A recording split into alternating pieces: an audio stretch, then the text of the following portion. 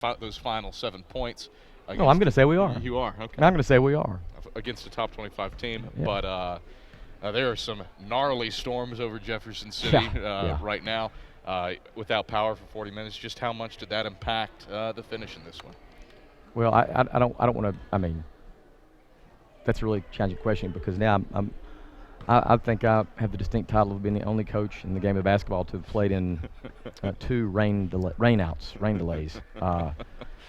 So I don't, you don't really know what would have transpired. But does that impact sort of the it obviously changed. It sort of changes the tone, the tenor of what was going on in the gym and in the game at that time. But that's just what it is, And truth in there is, Tab, I think that was a great chance for us to, as a staff and as a team, but especially as a staff and as a department, to deal with some adversity and maybe show our student athletes. Here's an example of handling a curveball the correct way, And I think we did that, and I really want to make sure I say a big thank you to Matt Pope and Shelley Law and good night. I mean, a small thrown together army of support staff that did everything they could to keep the floor dry and to sort of keep everybody in check there. So thank you to them, and of course our apologies go out to Queens because it was sort of it was very surprising to them. Maybe not to our people, but to them it was. So. Bart Lundy's a class guy. He handled it well. We're typically not supposed to talk about the officials, but Chris McCurry, Chris McDaniel, Justin Bass, very fine job by them. Really all parties handling a tough situation. Yeah, I'm glad you said that too, because those guys did a great job of officiating the whole thing. I mean, not just the game, but the circumstances. And you wish those things hadn't happened. You wish they don't happen. But it happened, and we had a chance to respond and sort of show everybody here in the facility how we were going to respond. And I thought we responded as best we could under pretty adverse circumstances. A contest that was defined by rebounding. You've been very good on the glass this season, but Queens goes +8. All of the advantage comes on the offensive glass, something that hasn't happened to your team this season. What did they do to impact your ability to get on the boards? Well, you sort of saw that we were forced to sort of. I felt like we were forced to go a little bit smaller, to be able to generate some easier north-south attack baskets, and that impacted us in terms of rebounding. They've got some really, really fine players, obviously, and again, hats off to them for being so determined. We've done a good job this year with that.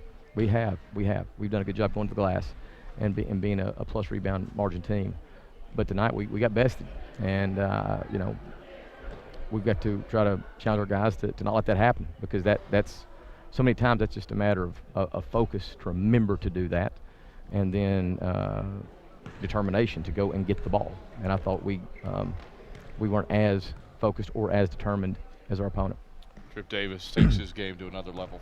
He was already the first player since Charles Clark to go 3 straight games with 20+. He comes within one of his career high with a 26-point effort. Shades of Charles Clark in his junior year when he put together 7 consecutive games with 20 or more points. What's Trip done to elevate his game to another level?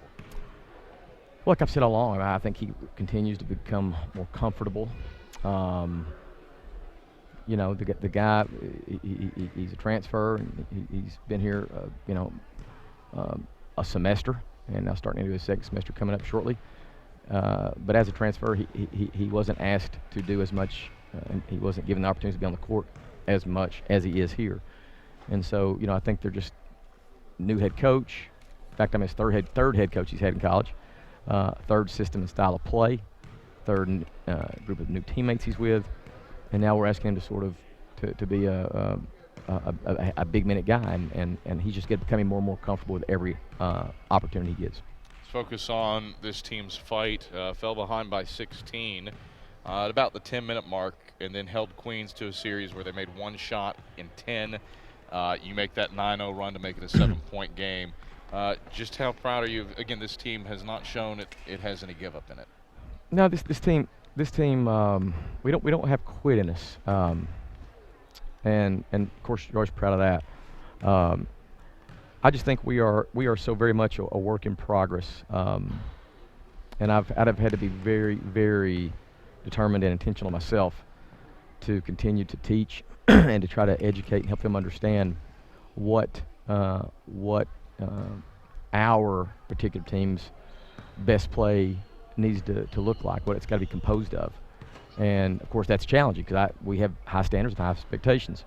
And we've got so many new faces, and we're trying to get so many guys sort of on board with that it's just taking us longer than I would have hoped for. But I understand, man.